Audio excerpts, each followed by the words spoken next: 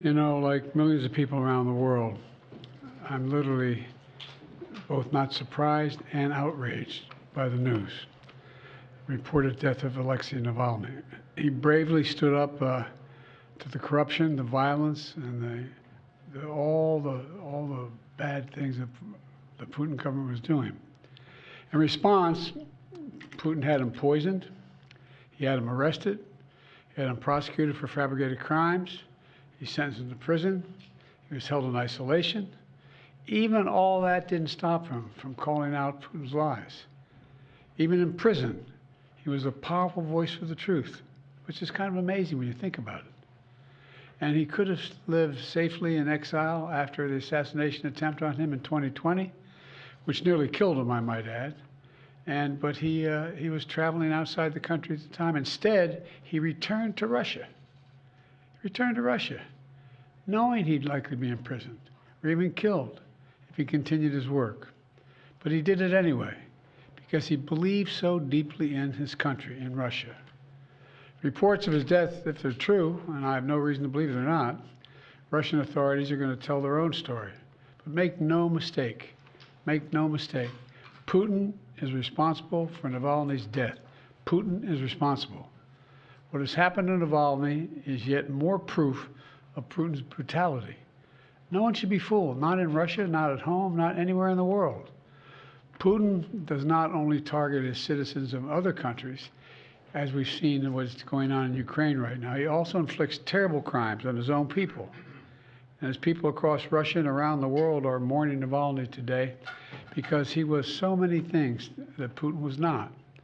He was brave, he was principled, he was dedicated to building a Russia where the rule of law existed and where it applied to everybody.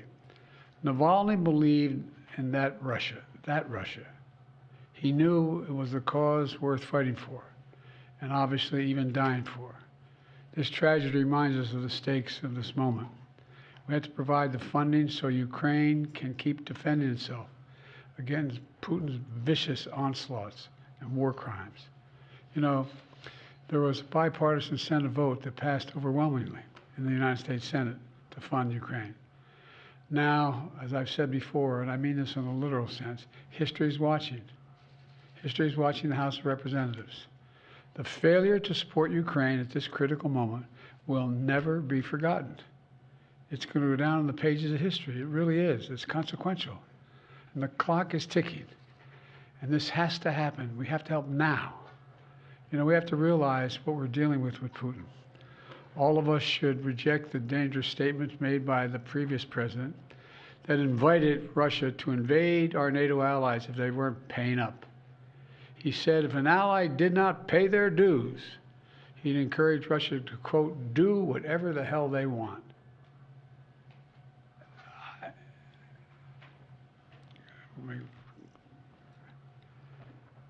I guess I should clear my mind here a little bit and not say what I'm really thinking, but let me be clear. This is an outrageous thing for a president to say. I can't fathom. From Truman on, they're rolling over in their graves hearing this. As long as I'm president, America stands by our sacred commitment to our NATO allies, as they have stood by their commitments to us repeatedly. Putin and the whole world should know, if any adversary were to attack us, our NATO allies would back us. And if Putin were to attack a NATO ally, the United States will defend every inch of NATO territory. Now's the time for even greater unity among our NATO allies, to stand up to the threat that Putin's Russia poses. You know, I send my deepest condolences to Alexei's staff and supporters. We're going to continue his work despite this loss, despite all of Putin's desperate attempts to stamp out the opposition, and most of all to his family, especially to his wife, his daughter, and his son, who've already sacrificed so much for their family and a shared dream for a better future for Russia. So I just want to say God bless Alexei Navalny. His courage will not be forgotten, and I'm sure it will not be the only courage we see coming out of Russia in the near term. Thank you. I'll be happy to take a couple questions. Sir, first, was this an assassination? The answer is that we don't know exactly what happened, but there is no doubt that the death of Navalny was the consequence of something that Putin and his thugs did. And to be clear, you warned Vladimir Putin when you were in Geneva of devastating consequences if Navalny died in Russian custody. What consequences should he and Russia face? That was 3 years ago. In the meantime, they faced a hell of a lot of consequences. They've lost and/or had wounded over 350,000 Russian soldiers. They've made in a position where they've been subjected to great sanctions across the board, and we're contemplating what else could be done. But what we were talking about at the time, there were no actions being taken against Russia. And look, all that's transpired since then.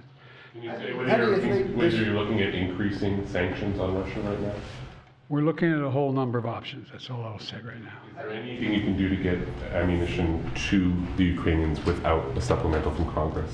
No, but it's about time they step up, don't you think? Instead of going on a 2-week vacation. 2 weeks. They're walking away. 2 weeks. What are they thinking? My God. This is bizarre. And it's just reinforcing all the concern and almost, I won't say panic, but real concern about the United States being a reliable ally. This is outrageous. Are you more confident now that you'll get the Ukraine aid, given what's happened today? Well, I hope to God it helps. But I mean, the idea we need anything more to get the Ukraine aid. I mean, this is in light of a former president's statement that saying Russia, if they haven't paid their dues to us, go get them. Come on. What are these guys doing? What are they doing? Sir, how concerned are you about the anti-satellite capability that Russia is developing, and what is your administration planning to do in response? First of all, there is no nuclear threat to the people of America or anywhere else in the world with what Russia is doing at the moment, number one. Number two, anything that they're doing or they will do relates to satellites and space and damaging those satellites potentially. Number three, there is no evidence that they have made a decision to go forward with doing anything in space either. So what we found out, there was a capacity to launch a system into space that could theoretically do something that was damaging. Hadn't happened yet, and my hope is it will not. Thank you all. Thank you, Mr. President. I'll take one more. Thank you, Mr. President.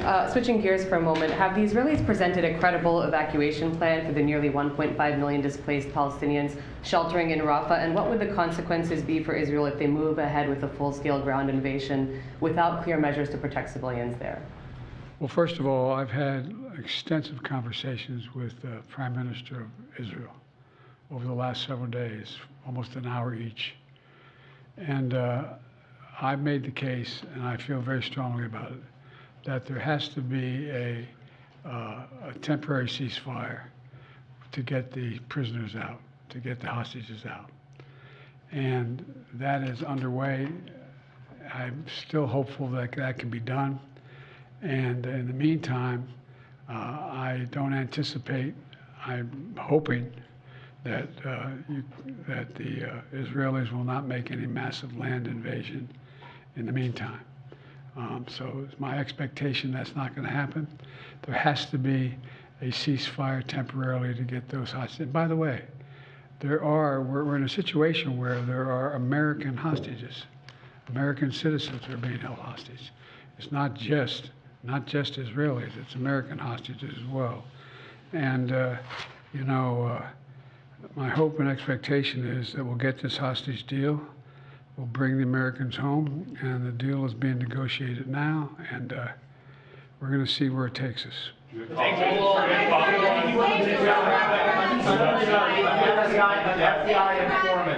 FBI informant at the center of the impeachment inquiry into you has been indicted for allegedly lying. Your reaction to that, and should the inquiry be dropped? He is lying, and it should be dropped, and it's just been an outrageous effort from the beginning. We did. No, I'm serious.